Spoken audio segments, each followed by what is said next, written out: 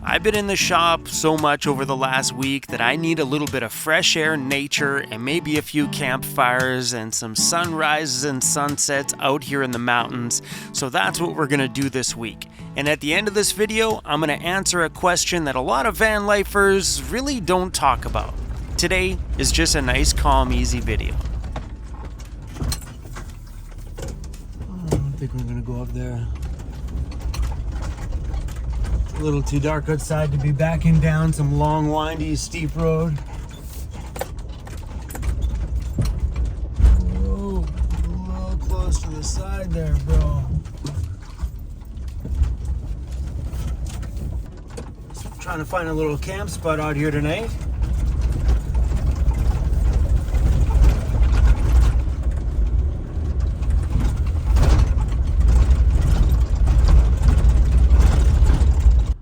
My light bar just went out, and it's actually the switch. So the switch here, can you guys see it on the top there? That one. It works, but the spring's not holding it on. Oh man. Okay, we're gonna go with the side ones here.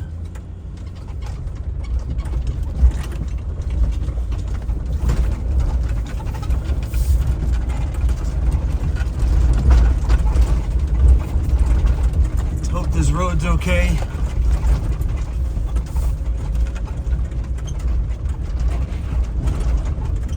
It's been a long time since I've been up here.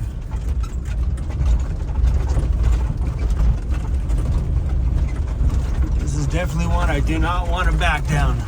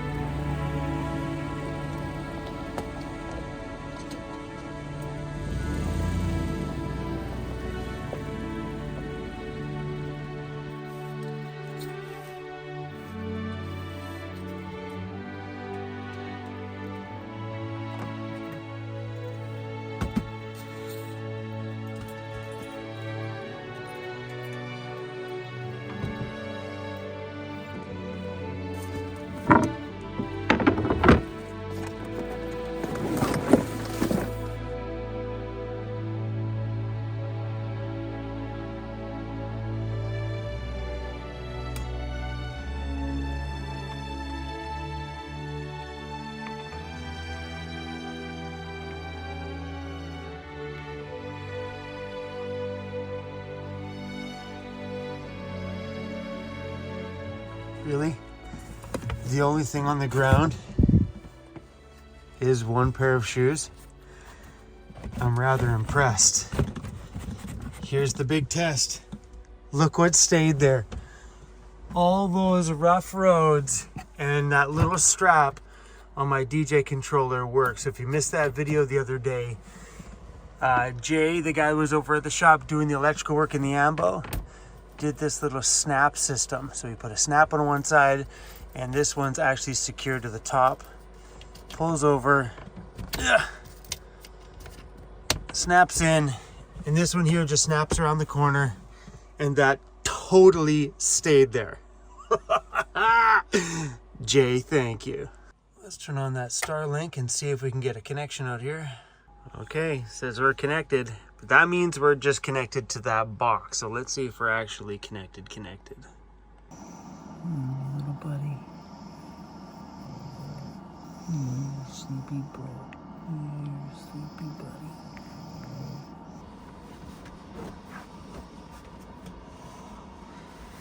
Alright, you guys. I'm gonna see all of you in the morning. Ready for bed, buddy? You ready? Come on. Come on. Let's go up, up, up. Come on. Let's go. There we go. Atta boy.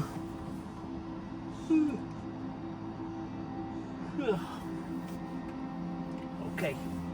I'll see you guys in the morning. We're gonna shut some lights off here. In the morning.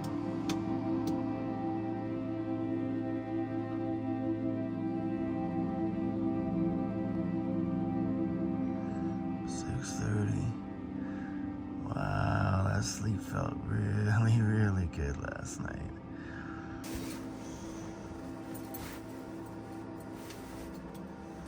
Oh, I gotta clean the mud off my pants.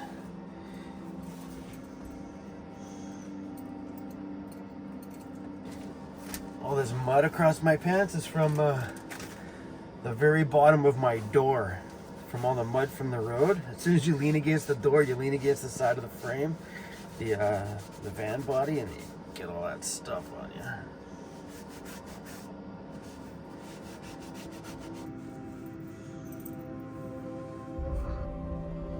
Come on, buddy. Just want to give your nose a cleaning.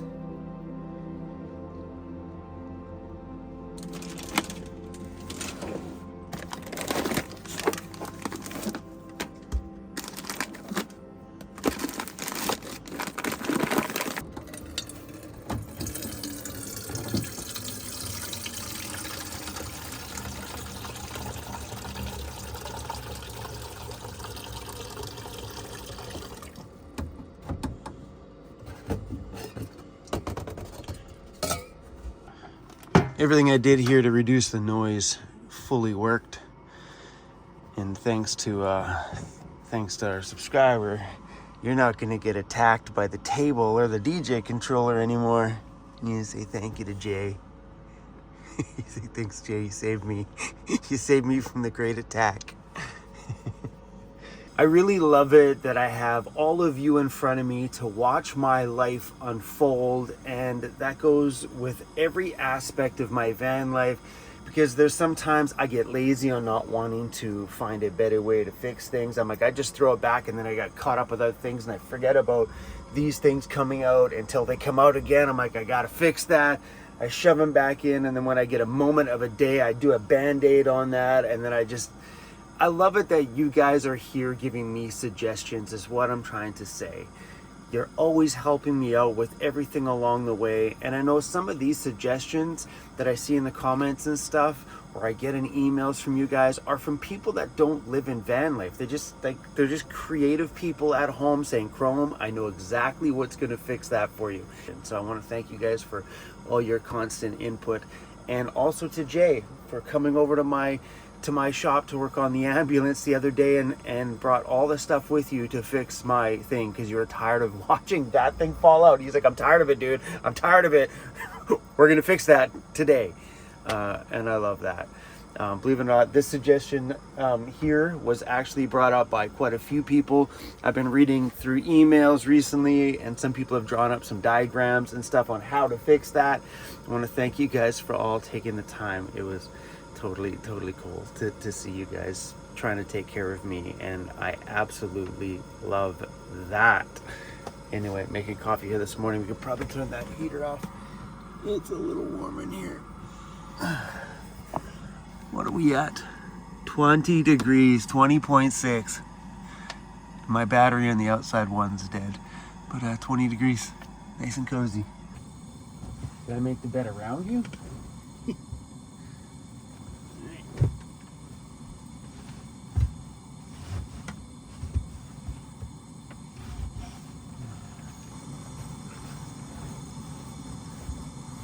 How are we gonna do this?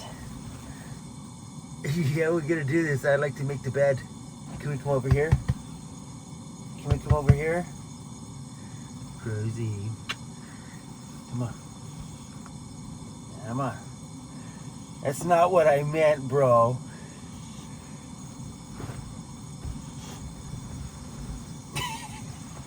Come on, buddy. There you go.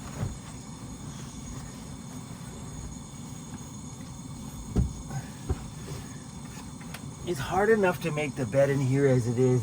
Hey, need a little bump on a log in here. Just don't want to move for nobody. Hey, miss my boy. Miss my boy.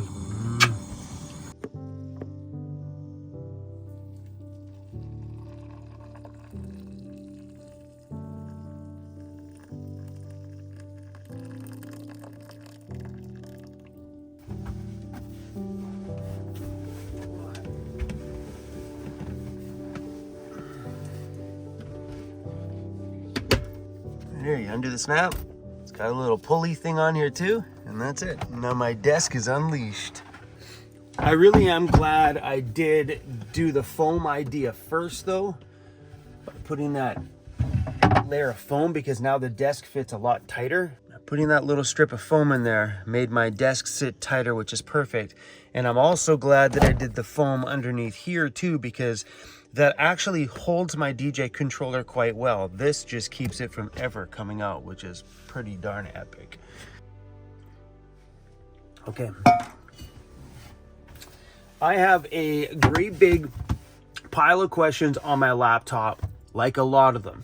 I went through a couple of videos last week and I started to pull a bunch of questions out from you guys, and I haven't really done a proper Q&A in quite a while. So today, let's dive in. There are some really good questions in here.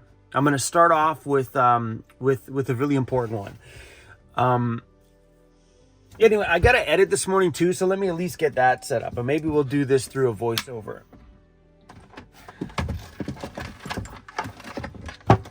Hey, get two things done at once.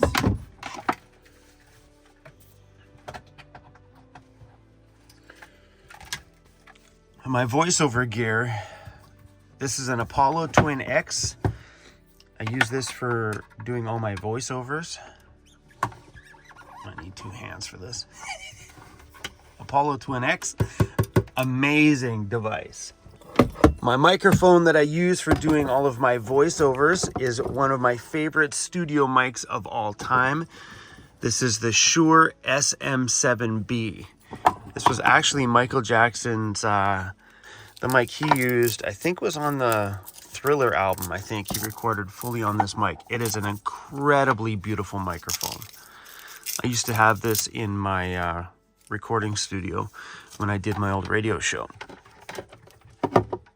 So there is a lot of questions in here. I just went through and I screenshot a pile of them. So I don't know if we're going to get through them all today, but we're definitely going to get through a chunk of them for sure. I was just going through this list of questions, and there is an amazing amount of them. So I think we may only be able to touch on a few of them here today, or this video will be extra long. So a question that I've seen a lot over the years is, in van life, can you dispose of your poop in an actual garbage can? Is it legal? Are you allowed to? And I always refer to the classic thing as, well, parents throw baby diapers in there, don't they? That's human poop. That goes in every garbage can everywhere. They'll go to a restaurant and just throw it in that garbage can. They don't care. They just throw that baby diaper all over the place. So I've always used that as a reference. So because this question came up, I decided to go online and just Google it. And you wouldn't believe what you found out there for information. So I'm going to read you some of the things that came up. I'm not going to mark down what everywhere was, but it seems to be generally the same across the board in most places. Obviously, do your own research. A quick Google search will help you figure out if you're allowed to. But anyway, it says, each country has its own ordinance on whether or not human poop can be dumped into a garbage bin designated for a landfill. Generally, most permit human poop to be disposed of in a landfill. However, almost all countries require it to be contained in a plastic bag and tied off. Meaning, don't go out there in public, squat over the dumpster, and poop in the dumpster itself. You know what I mean? Tie it off in a bag and then dispose of it that way. So these are some of the ones that I found in some of the provinces across Canada here. Use disposable human waste containers that go into a regular garbage without emptying. Place into a plastic bag first, to contain the contents and odors. And this seems to be the general thing across everywhere that I read. As long as it's contained in a plastic bag, preferably with some kind of a breakdown chemical on the inside. So like some of the RV chemicals that they throw into the RV tanks to help kind of break down that stuff. You can buy powdered ones or packaged ones that you can throw into those bags to help speed up the breakdown process. But that seems to be something general I see everywhere. This one here is another one. Use of human waste liners or bags with an integrated solidifier. That's what I was just talking about, to contain the waste and reduce the overall contamination. So a lot of the stuff I found when researching this was talking about seniors' homes and disposing of bedpans. And in those areas, it says to put them into a bag with a solidifier, tie it off, then you can throw it into the standard garbage bag and then throw it out. Some of the other ones was human waste should not be disposed of with regular trash. This is where it comes back to the same thing. However, a heavy-duty trash bag can be used to line a trash can, and waste bags can be placed inside of a larger bag, or one bin can be designated for human waste and can be... Anyway, whatever. It says the same thing. Tie it off in a bag and you're okay to throw it out completely. And then I found one for Vancouver. Human waste is not considered hazardous waste. And this seems to be the norm across every place that I read, is that human waste is considered solid waste. And if it was illegal out here to dispose of it, you wouldn't be able to buy those bags in Cabela's, Canadian Tire, Walmart, stuff like that, where they actually make bags that are made for the luggable loos. They're called duty bags, or some double duty, funny name, but that you can buy them. Like I can go to Canadian Tire here or the local Cabela's right beside the poop buckets and buy the bags. That would not be allowed to be sold if you weren't allowed to dispose of them. So hopefully that answers that great big longing question people have had forever on this channel. All right, let's knock through a few of these. So how do you make money? YouTubers make money off the ads that are playing at the beginning of videos, and also a major part of our income is brand deals and little commercial ads that people will buy that they want us to speak about their product on our channel. That's how we earn our living. On that note, today's video is sponsored by... Next question is from Sandra. Sandra wants to know what kind of drone I have. I have the DJI Mavic Mini 3 Pro. So this is the small one. The small one doesn't require a license to fly it or anything like that. You can throw it up, and I never wanted to fuss with getting a drone license or anything, and I'm sure at some point I will when I want a better camera. But this thing does a rock star of a job, but this is the smallest one they make, and I am totally stoked with the purchase. But yeah, the DJI Mavic Mini 3, I used to have, and this one's got the fancy screen on the controller. I used to have it where I snapped my phone in the old one. So I used to have a Mavic Mini 2, the original, and I didn't like it because when you snap your phone in there, sometimes your phone disconnects from the controller, then you just have no control of your drone. So this one here I find stays better connected to my drone, and I like it because the screen display is downright epic. But yeah, these things run at a fairly decent price. So if you're getting into drones, these are super, super easy to fly. This one comes up quite a bit. Sorry, squeaky door. Someone asked me, was that Chicken Hill? Where can you get one of these shirt folders? So I have a shirt folder. Hold on. That folds my shirts up all nice like that. Yeah. So it's just this. It's easy to find one. Just go on to, I don't have the links to any of this stuff. Just go on to Amazon and click shirt folder. They're like $15 or something like that. Downright epic, and I don't know what I would do in my life without one of those shirt folders. They're awesome. So Philip wants to know why I don't respond to people, probably in the comments or in emails anymore. Am I just too busy? Yes, that's the answer. I wish I had the time to respond to absolutely everybody, because I got everything in my life because of you guys. And I want to give all of you the time that you deserve. I just don't have the time. I would rather go out and produce more content and do more fun and awesome things, because when you take a couple hours every single day just to go down and go through some comments, answer some questions, it takes away from a lot of the video creation. So that's why you see as channels grow, they spend less and less time in the comments. But I do go in the comments. This video is full on proof. But yeah, that's why. And emails, they just get bogged down. We get so many emails. It's impossible for me as a solitary person to respond to everybody, because I do everything. I am a one-man show over here. I do the filming, I do the editing, I do all the planning and stuff, I do all the background things. I used to have an assistant, Madison. She still does a few things for me every once in a while. It's probably been 2 months or so, or 3 months, and she hasn't done much. And so we've kind of slowed down on that front just to kind of save on some money, because this ambulance build is super, super expensive. So I've cut back down on a lot of things. But yeah, doing everything all by yourself when you have 250,000 subscribers, there's some things that just get neglected, and reading the comments is definitely one of them. Anyway, you guys, let's do one more. Man, you guys are already super invested into this video if you've gotten this far, so let's just do another one.